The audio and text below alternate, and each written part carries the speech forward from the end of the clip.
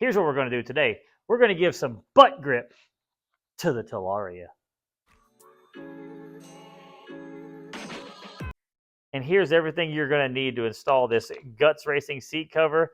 One of the most interesting ways of packaging stuff up. It has like the food facts thing, but the Guts Racing facts, which is kind of interesting.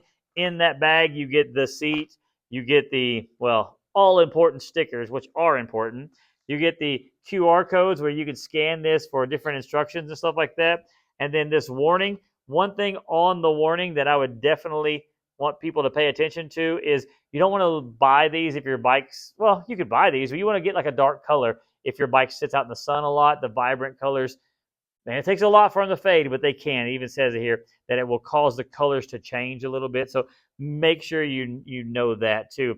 And then it gives you some information here. Some things we'll go over as we install it. And you get the all-important Velcro.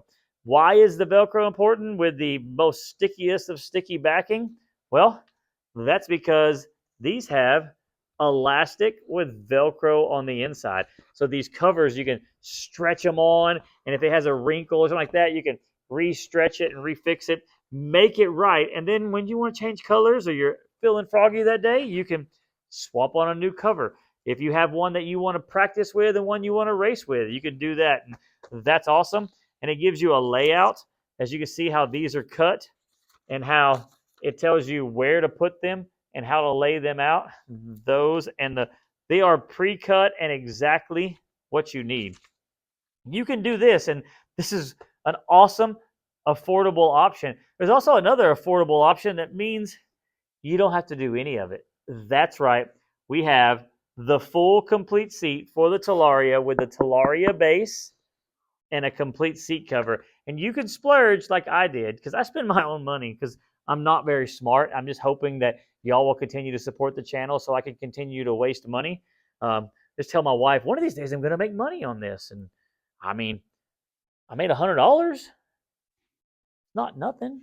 But these seat covers, I added the ballistic material down here. And as you can see, this line right here, this material here is not the same. This will hold up and keep it from tearing right here. So this will be the seat that I ride with most of the time. And it has, like all of them, it has the Velcro base to them. So you could just peel this seat cover off, throw this seat cover on, and go there. So let me show you how to get this stock Talaria seat on.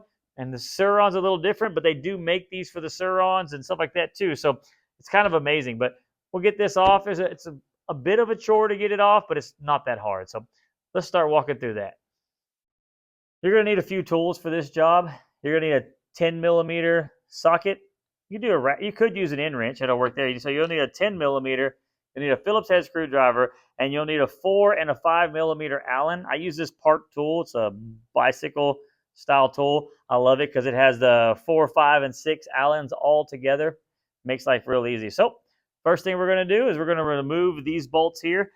You'll need to take your key. Let me get my key. Get your key and unlock your seat here, or your battery cover. As you see, my battery is not in there right now. You don't have it. The battery cover will stay up. Mine has this bar pad, so won't stay up completely. But anyways, you'll get your key, unlock that, so that's unlocked. Then what you're going to need to take the whole seat off is just your Allen wrenches. So we'll start with the 4 mil here, the 2 5 mils right here. We're going to repeat on the other side. If you still have your rear light, there's going to be a wire running to it. Mine has been deleted. It's been deleted pretty much since I got the bike. So I don't have to worry about that. But if you do have your rear light or you have a tail light section, you'll want to pull up in here. You'll have to pull your battery out. Right inside here, there's a bundle of wires. You'll pull that out, unplug that from the subframe section. On a big bike, this is called the subframe. So I'm going to call it the same thing. In this subframe seat section, make sure you unplug that and no wires are connected, and remove the bolts on this side. Once those are out, as you see, it just sits there. You get those 6 bolts. You'll have 2 of the small ones on each side, 2 on each side of the big ones, and you just lift it off. And that's right. And you can wash under there now too. This is where your Phillips head, your 10 millimeter, are going to come into effect, into use. I like that word better. So let's get this pulled apart. Okay, let's get these screws out here.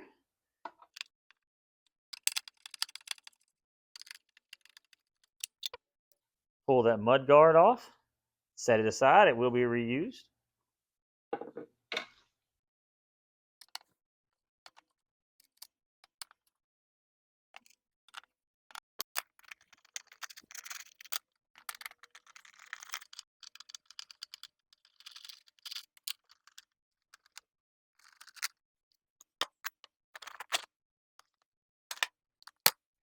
And there you go.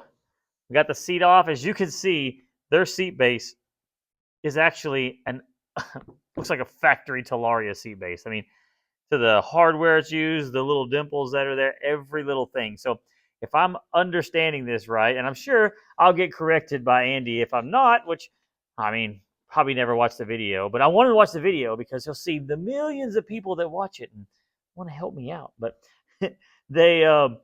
they take the factory seats and tear them down, take off the factory cover, which mine doesn't have that much time on it if you really think about it, and it's pretty haggard, and put these on there. So what you would do is you'd come through, you have to pull out every one of these staples here.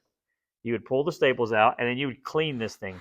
You would clean it, and then you would clean it, and then once you got it clean, you thought it was good, you clean it some more. Some rubbing alcohol, just get it as clean as you possibly can. Then you would take these pieces here, and they have strategic places that they go on. As you can see here, they have exacting marks for where they go. So here you see the notches out there. After you get through cleaning it, you would line it up. And if you haven't got a chance to put one of these on, I'm just giving you heads up.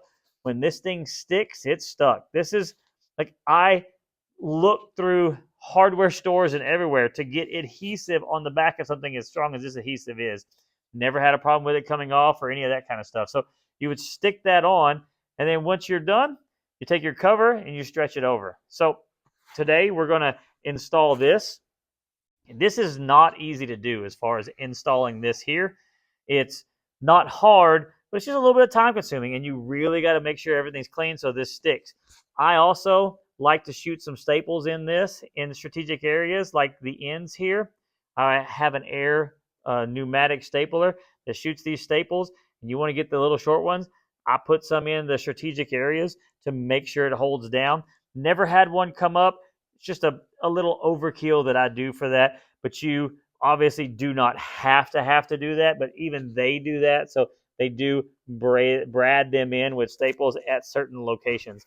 Not the whole entire seat like you do this right here, but you do want to get any corners that you can, places. So you will need a pneumatic staple gun. The hand staple guns just don't seem to do it right. So you can go down to Harbor Freight, somewhere along the line, buy one of their little staple guns. They work really good. It's what I've used for a long time. And you'll need a compressor. You'll need those kind of things. And if you don't have those tools, you can still have the best seat ever. I went to a little bit of safety orange to make sure that if people can't hear me on the racetrack, they can at least see me as I go by. Like they always say, installation is the opposite of disassembly. So spend a few seconds, get this back together. I am telling you, this is the way to go. I believe the full seat, it's not that much more. The seat cover, just the seat cover alone, which I've got for basically backup purposes, is this much. And a complete seat is this much. And for the amount of time it saves you. And there you have it.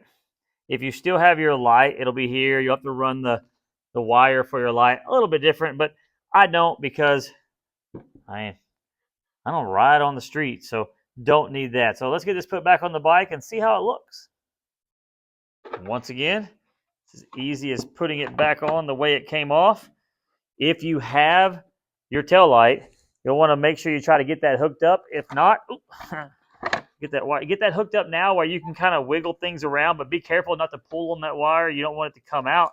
And then once you get that, you can get these bolts right back in, start with these front ones. It's the easiest ones for me that I've seen to be able to get lined up. Get those lined up. And then I put these in. I'll put all 6 of these in relatively close to tight, close to tight. You know, get them started, but give yourself a little bit of wiggle room so you can get these to get started in and be easier to get them all started. Because if you tighten one side down and you've got it a little bit skewed for some reason, the other side's not going to tighten in, and then you'll strip it out. Because remember, you are taking these metal stainless steel hardware and screwing it into aluminum. So you definitely don't want to put those in crooked or unstraight to be the way to do it. And yeah, I don't know the torque specs on these, so we're just going to torque them up to, just the back ones you can go a little bit of, but the front ones just, just a little bit different. And that's it. That's how easy it is to change out the seat, put a Guts Racing seat on. A few extra minutes if you have to actually install the seat cover. If you want it perfect and you want that quick bolt on, and you still have your stock seat in case you want to sell it and keep the seat for your next one, or for whatever reason, you still have it as a backup, you go with the pre-made seat, just like I would. So, and y'all know how cheap I am. It's a little bit of extra money, but it's a lot more, and it's nice. And if you can afford it too, it's just a little bit more. The ballistic sides, there is a sharp edge right here on these seats that I feel like over time could be an issue. I could kind of see some wear starting on my stock seat. So the ballistic edges will keep that from tearing through. So yeah, looks great. And I think it's, a way to customize it. They have so many colors. So check them out. Guts Racing. I'll try to put a link in the bottom. I don't have any promotion codes or whatever, just their website, gutsracingusa.com, something along those lines. And I will definitely put a link down there because I know I murdered it. But they have some of the best seat covers I've ever used. It's what's on my race bike back there. It's the way to go. So check them out. And we got some more stuff coming for this. So if you like it, make sure you give me a thumbs up, subscribe, and check out more of the really dumb stuff I do.